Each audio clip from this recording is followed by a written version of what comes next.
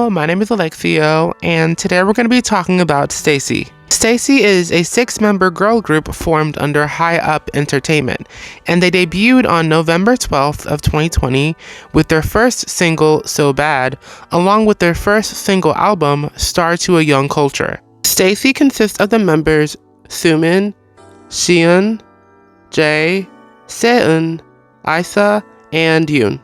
Compared to the other groups that were debuting before or around that time, Stacy was at a disadvantage because they came from a smaller company. Most of the members were rookies, with the exception of Seun, who was an acclaimed actress known for her roles in Korean dramas like The Good Wife, Queen for 7 Days, and The Crown Clown. She was also known for being the daughter of veteran singer Park Nam-jung. The competition during 2020 was pretty stiff, but luckily, Stacy had the help of Black Eyed Pilsung, the producer duo behind some of K-pop's biggest hits like TT, Touch My Body, Only You, and Dum Da Dum. Black Eyed Pilsung has a great track record. They have composed for groups such as A-Pink, Miss A, Sistar, Twice, and GOT7, so Stacy were in good hands in terms of music. So Bad performed moderately well, selling more than 10,000 copies in its first week, and it was unanimously loved by K-pop fans. Their next release, Staydom, performed even better, selling nearly 40,000 copies in its first week. ASAP, their title track, was also widely loved by K-pop fans, and the choreography for the song became a viral sensation. This comeback earned them a lot of visibility and praise, and this translated into their next era, Stereotype, which was what got me into them. Stereotype was a huge moment for Stacy. They sold 114,000 copies in the first week, and during promotions, they received their first ever music show trophy at SBS MTV's The Show. YoungLove.com, their second mini-album, featured the crazy popular title track Run to You, which is arguably their best one. Run to You earned them a total of 7 music show wins, the most they've ever received during one comeback.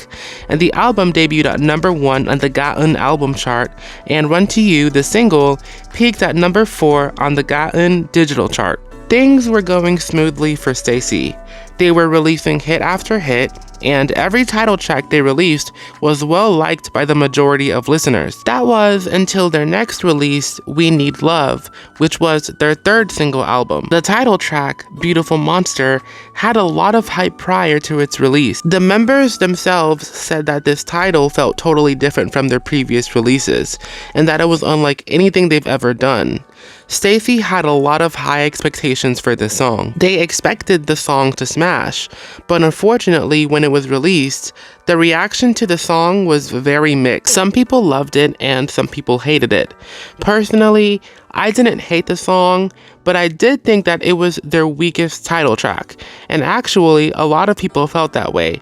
This is when a lot of people fell off the Stacy train and started to shift their focus onto other groups like LE SSERAFIM and New Jeans. Despite the title track's mixed reception, the We Need Love album didn't perform badly.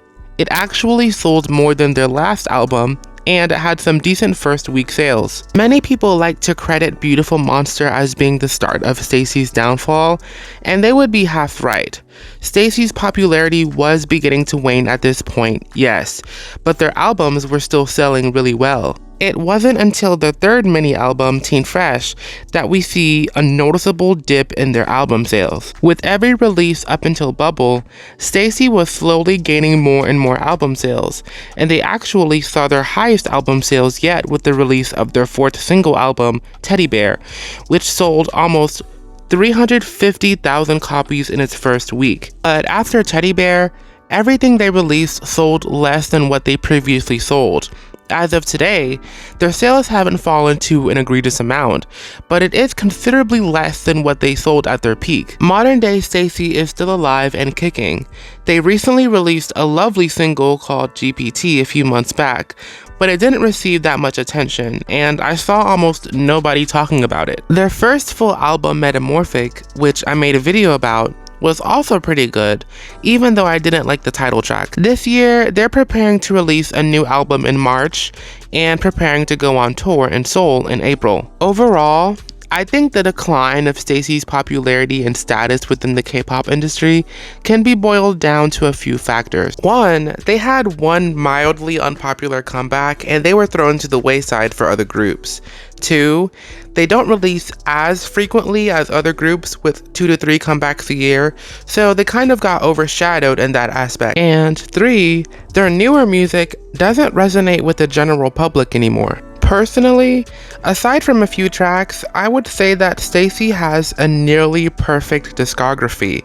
Their B-sides are consistently great, and I would go as far as to say that their albums are better than what some of these big four groups are putting out. It's sad to see the state that they're in, knowing that they used to be so loved, and I hope that with this next album, they regain some of that attention, because they are one of the best 4th gen groups. Those are my thoughts on Stacy.